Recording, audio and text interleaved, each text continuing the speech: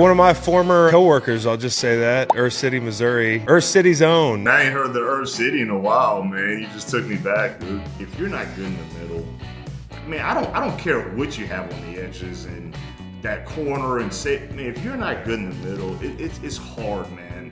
That's a hard life. You know, we lost some great coaches, but we were able to fill those guys in, some great ones as well. I didn't really know that. Like, I knew he had interviewed for Chicago. I was happy for him, man. I mean, he is a hell of a coach, man. Welcome to the Greenlight Podcast, presented by BetMGM. If you haven't signed up for BetMGM yet, use bonus code Greenlight, and you'll get up to a $1,500 first bet offer on your first wager with BetMGM. Here's how it works. Download the BetMGM app and sign up using bonus code Greenlight. Deposit at least $10 and place your first wager on any game. If that bet loses, you will receive up to $1,500 in bonus bets. Just make sure you use bonus code Greenlight when you sign up.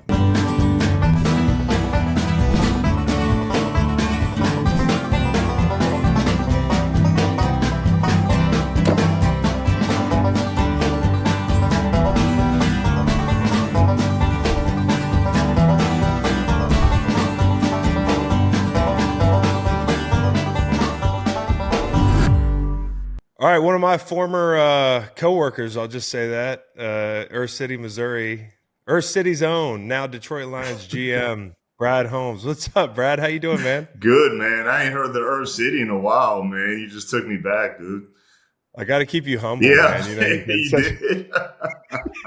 You remember the smell from the plants out there when you're leaving? Oh, yeah. No, I know. It's kind of an Aaron Brockovich situation. I thought we were all going to be a part of a class action lawsuit. More on that to come. We'll see.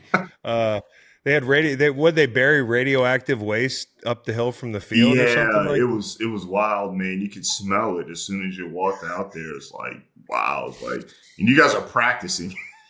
In August. Yeah, you're like, you guys are just cooking it, and I just went upstairs and watched from the balcony.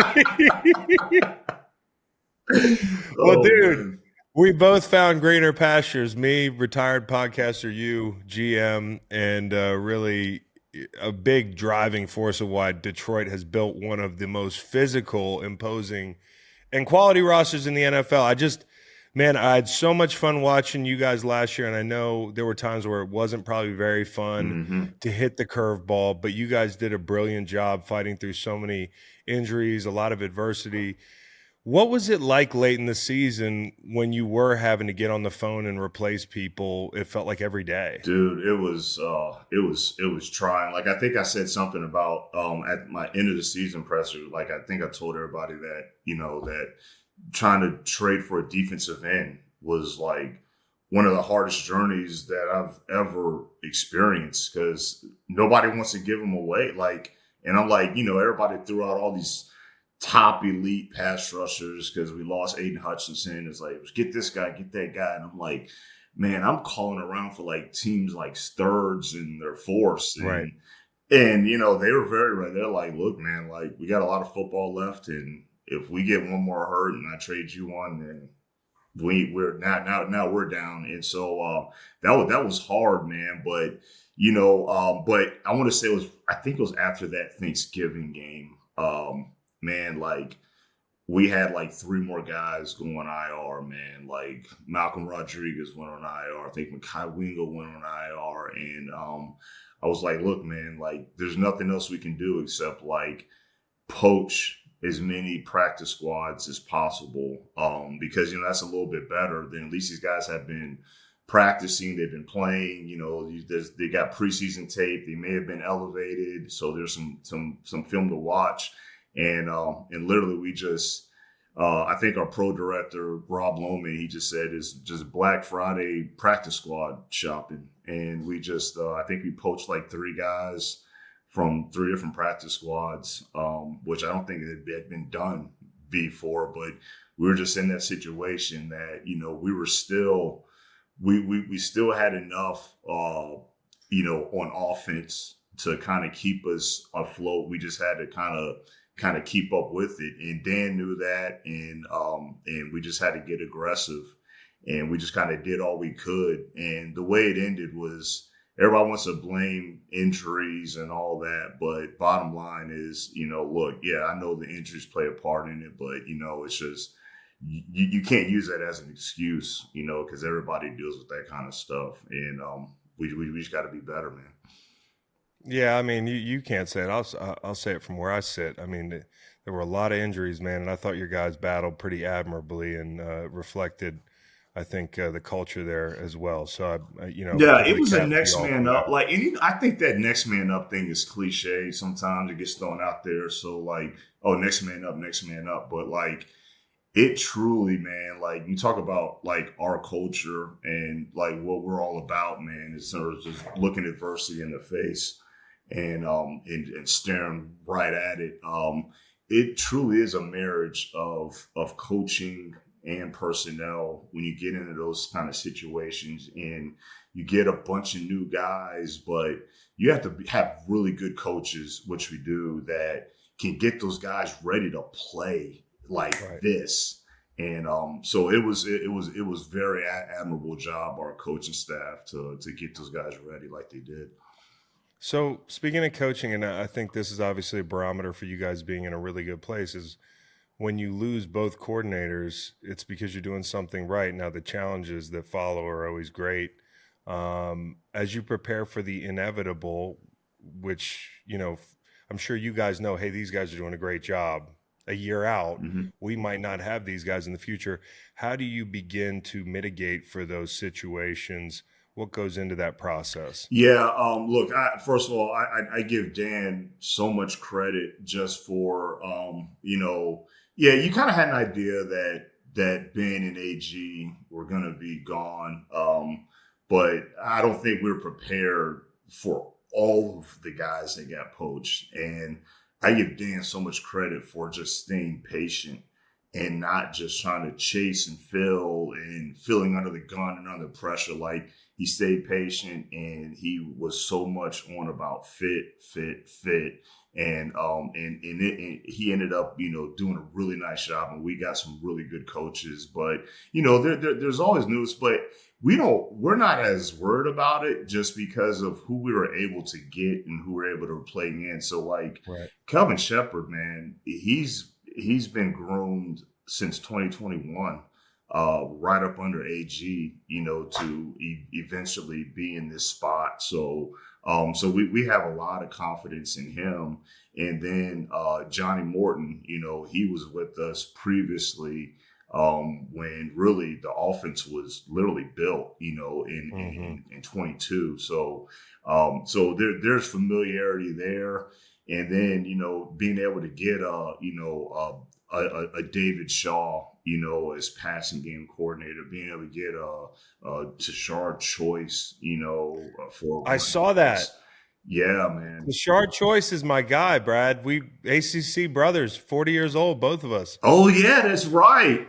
We were in all the same, all-star stuff and all-American That's stuff. right, Deshaun's my man. guy. That Yeah, was right, man. Like, yeah, taught yeah, me some of no. the And stuff. so, Yeah. Choice, man, he was a great get. So we were able to get some really good coaches. So we're not. I know on the outside it looks like, oh man, like, what are you gonna do? But it's not all that much different than what Right. we've been doing. And I do think that we lost some great coaches, but we were able to fill those guys in with some great ones as well.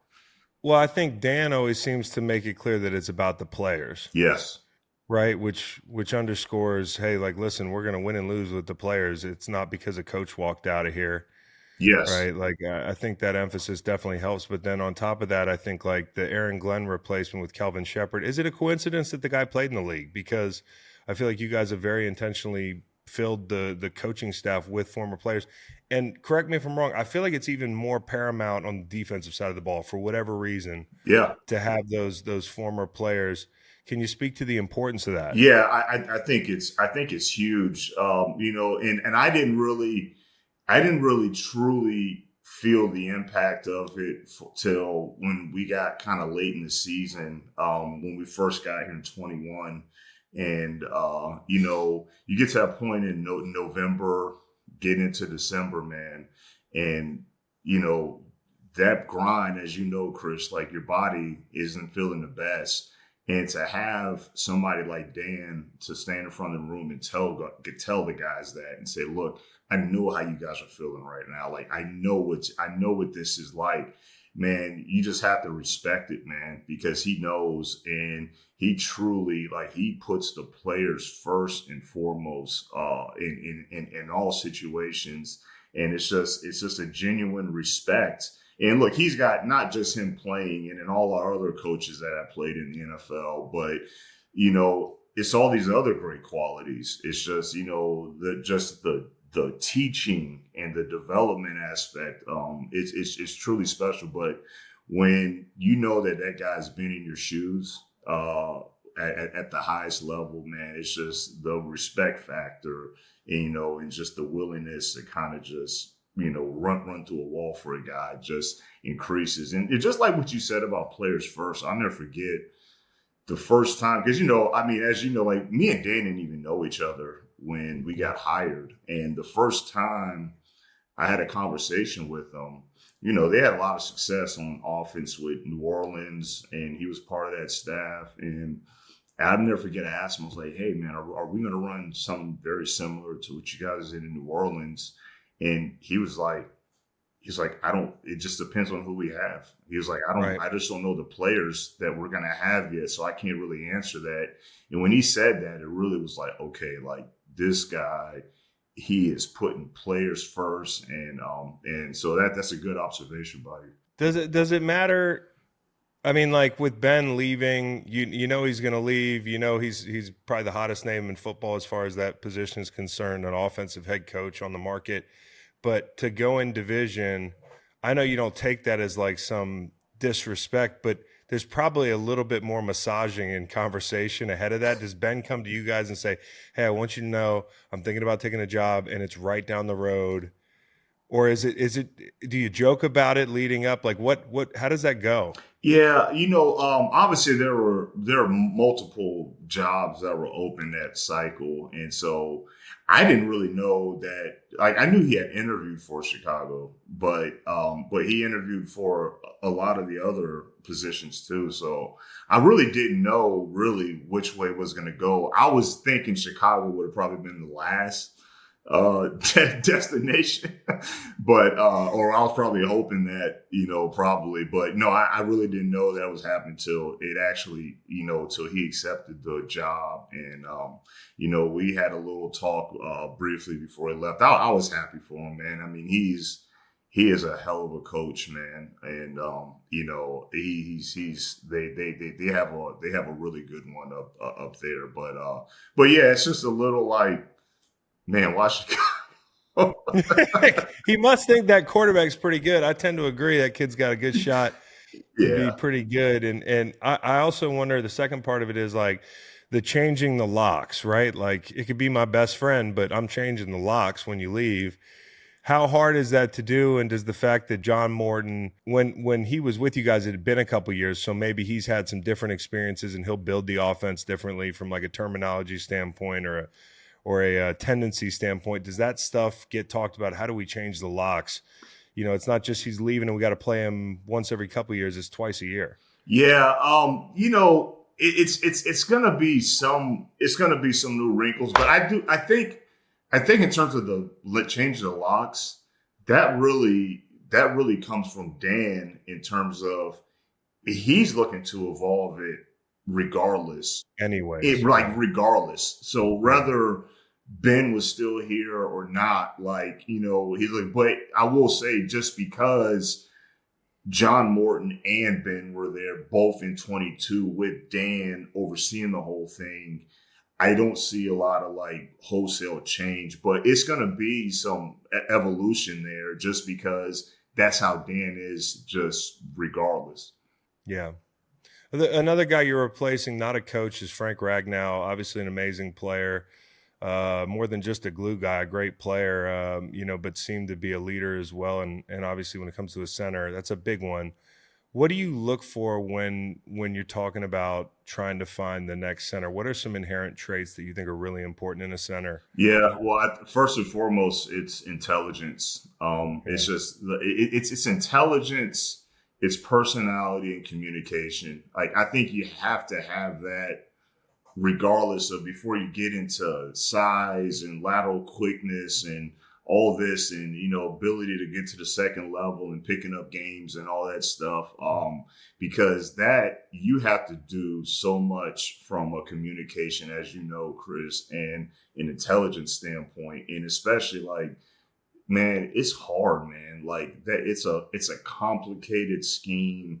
You have a veteran quarterback that has a lot of freedom to do a lot of different things. So you have to stay up to speed, man. So those are the first things I look for when it comes to the center position. But when you go past that, do you have the ability to anchor? Because you're right there in the middle, man, and you have so much exotic games and dogs coming at you. And so you have to be able to anchor. And then even in the run game, you have to have, there's a level of quickness that you have to have, just in terms of not only just at the snap, getting off the ball, but getting up to the second level. And I've always thought at the center position, I would even branch that out to the guards too, interior in general, is that there's just there's an instinctual, or like there's an understanding of geometry and body positioning when you have to play out in space. So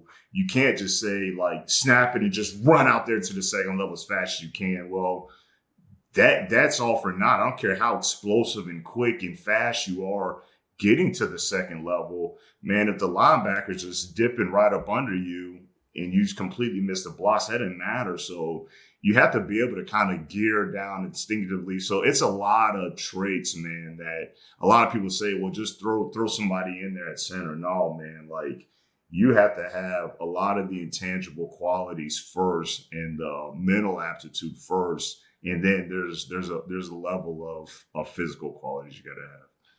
You think Frank's probably fishing right now? If I had to bet, I would, yes, probably so, man. He is the best, man. He is the best. He literally, when I first got the job, obviously I scouted him coming out, and he was a great player. When I first got the job, he was the first player that had texted me, man, and just reached out and was like, hey, man, congratulations, all this. But he is the all-time warrior, man, just a great human being. And he's going to be sorely missed in our locker room, because he fit everything that we were about, man. So, I don't know if you can just replace him, because it's not just the player, it's the person as well.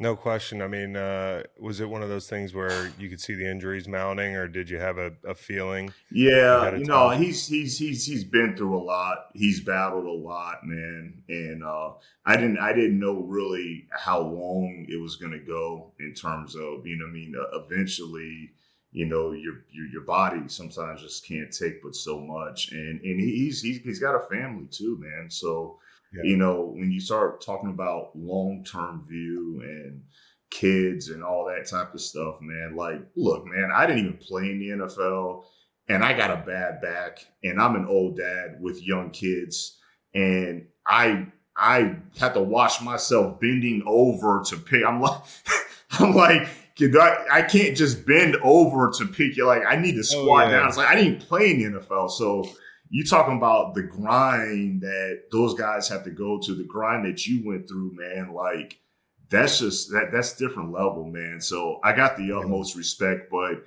you had a little bit of a sense that maybe it might happen. I didn't know if it was going to be this year. I didn't know if it was going to be next year, but those are things you gotta think about and try to prepare for.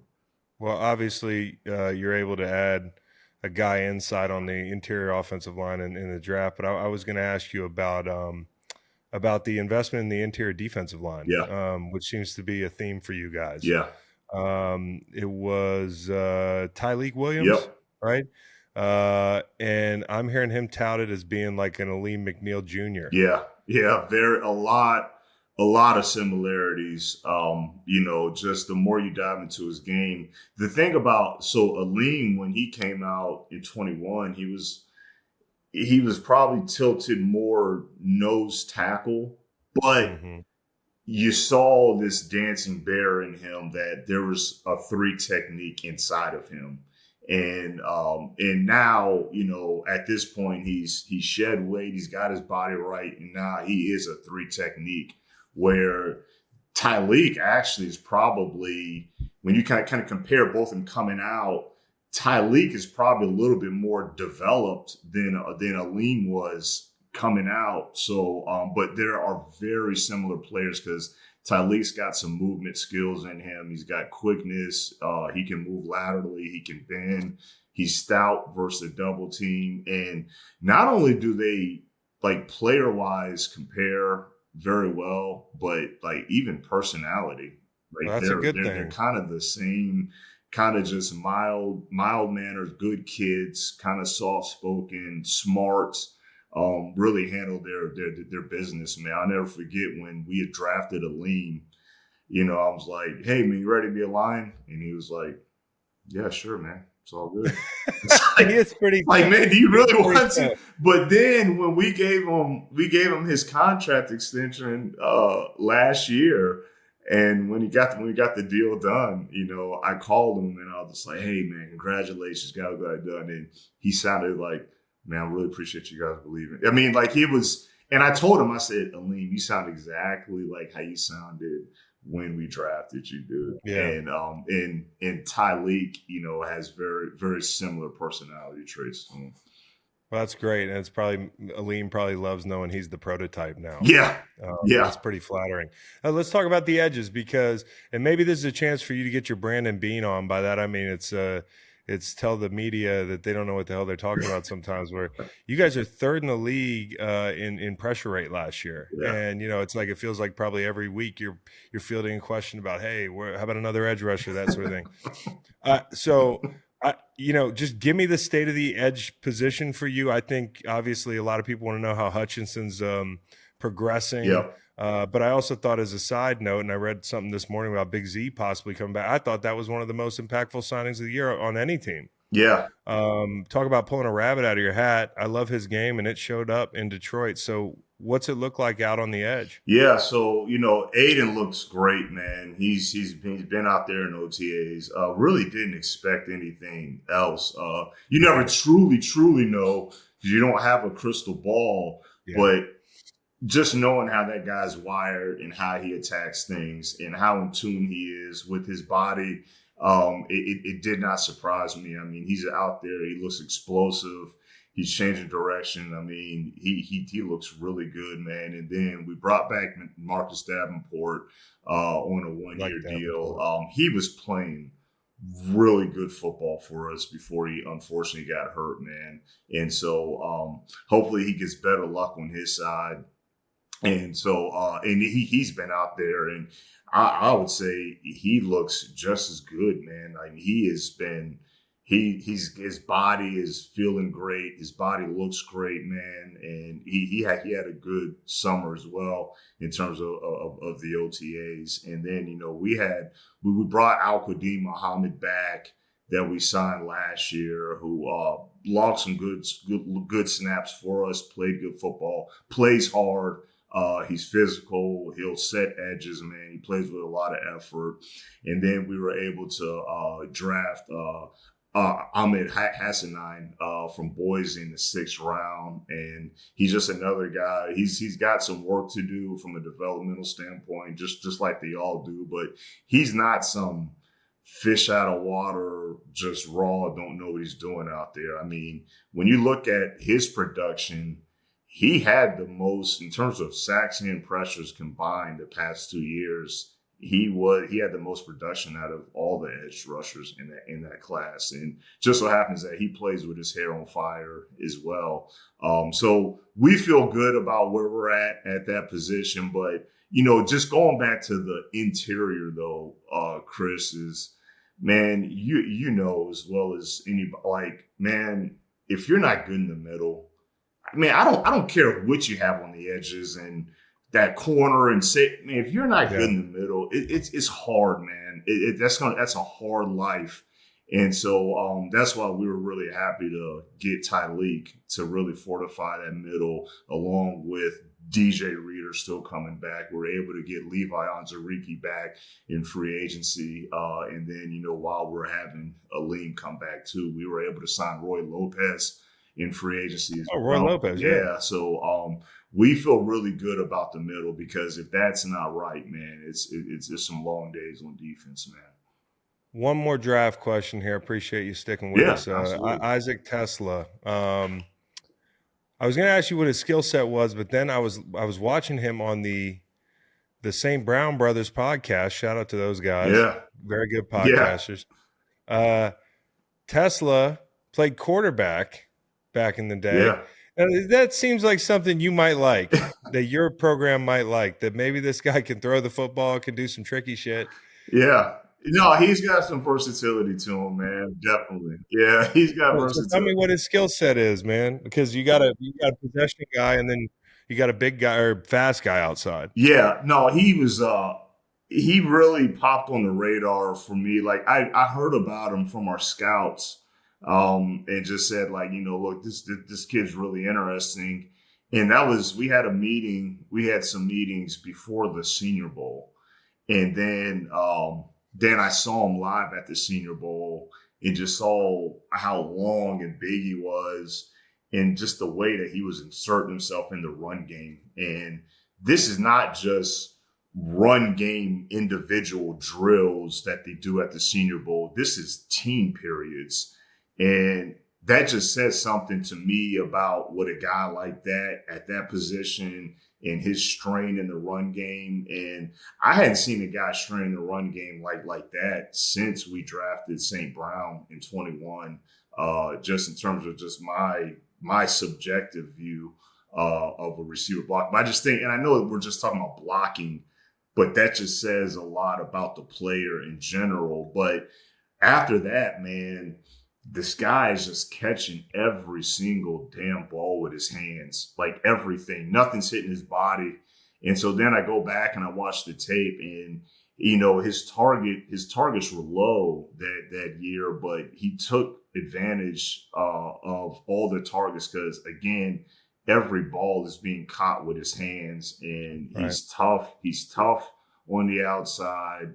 He can stretch it. He's got instincts, and he's a hands catcher, and he's big, long, and he can run. So I know a lot of people think that the combine was what his combine performance is what put him over the top, but we were in love with that kid well before he did what he did at the combine, man. Yeah, he's got some traits for sure, and I'd love to see him throw the football at some point, Brad. Hey, I appreciate the time so much, and look forward to y'all doing it again this year, going out and playing that physical brand of football. And thanks for coming on the show, Brad. Appreciate you having me on, Chris. Always a pleasure, bro.